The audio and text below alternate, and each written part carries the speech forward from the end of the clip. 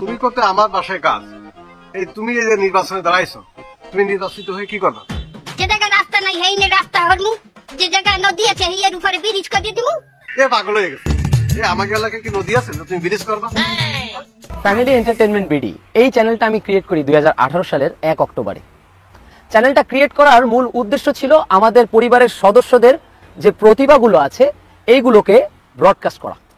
Family entertainment মানে সুস্থ ধারার বিনোদন, শিক্ষামূলক আর হাসতে হাসতে পেট ব্যথা হওয়া ভিডিও বানিয়ে যারা দেশের লক্ষ লক্ষ মানুষের মন জয় করেছেন ইতিমধ্যে।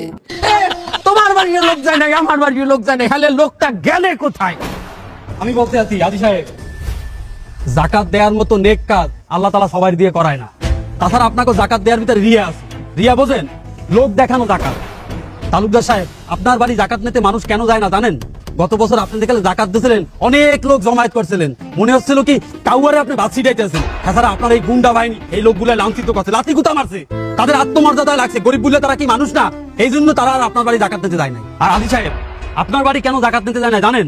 আপনি জাকাত নিতে গেলে হ্যাঁ ভিডিও বানান, আর এই ভিডিও নানান জায়গায় প্রচার করেন। হ্যাঁ মধ্যবিত্ত, হ্যাঁ একটা সম্মান আছে, ন্যূনতম সম্মান আছে।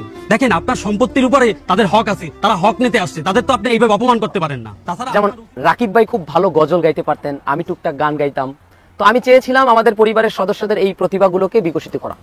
তো এই জন্য চ্যানেলটার নামকরণ আমি করেছিলাম ফ্যামিলি এন্টারটেইনমেন্ট বিডি।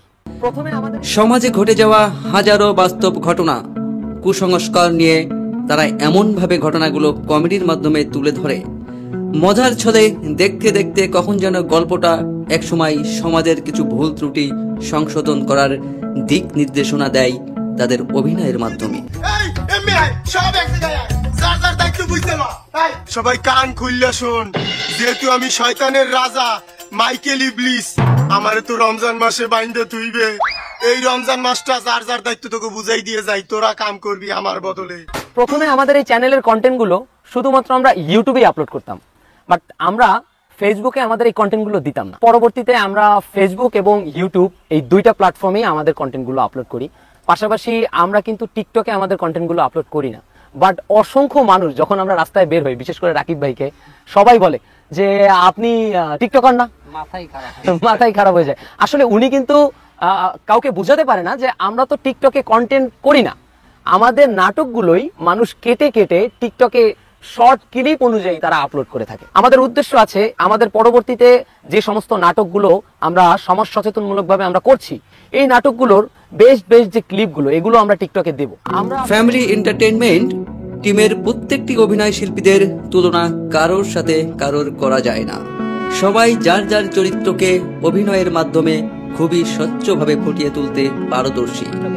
আমরা আসলে আমাদের প্যাটার্নটাকে প্রথমে কমেডি রেখেছি, কারণ মানুষকে কোনো কিছু শিক্ষা দিতে হলে তার অন্তরে প্রবেশ করতে হবে।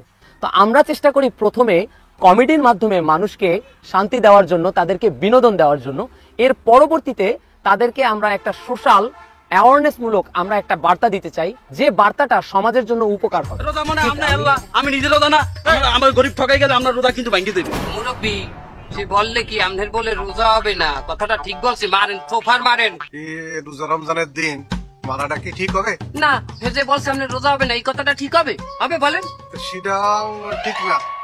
এই তুই কি বললি? কইছি না গরিব ঠকাইলে আমরা রোজা হইবে না। রিক্সা চালাও বললে তোর কোনো দাম নাই, তোরে দেখলে দি মনে হয় তুই একটা জিম চালাও, জিমের ট্রেইন, আর তোরে কি রিক্সা চালক মনে হয়? তোরে মারছে দে দে গাবান দে ওরে। না এই রোজার সময় এর মুরব্বিরে গায়াত দেবে না, বাপ বয়সী লোকে।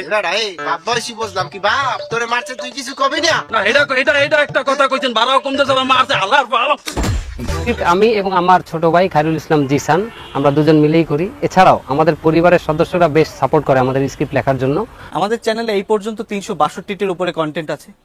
আমরা এবং দেশবাসী ও ফ্যামিলি এন্টারটেইনমেন্টের দর্শকরা চাই এই সৃজনশীল অভিনেতারা সামনে আরো ভালো কিছু উপহার দিক দেশবাসীর জন্য।